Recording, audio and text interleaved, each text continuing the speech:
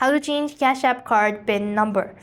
Hi everybody, in this tutorial I'll be showing you the procedure on how can you change Cash App card PIN number.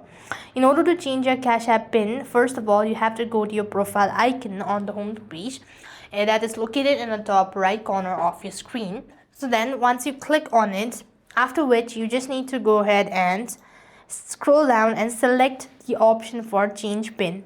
When you see the following options, you just need to enter your current PIN to proceed on, after which you want to enter your new 4-digit PIN and confirm the new PIN by entering it again. And if you've forgotten your PIN, you could simply tap on the profile icon once again, select privacy and security, and after which you would go ahead and click on change Cash App PIN and choose forgot PIN to initiate the reset process. And then follow the on-screen prompt to verify your identity using a confirmation code sent to your linked phone number or email. Once verified, you will be prompted to set confirmed a new PIN, and that is how you could change Cash App card PIN number. I hope the video was helpful. Make sure to like, share and subscribe. Thank you for watching. See you in the next video.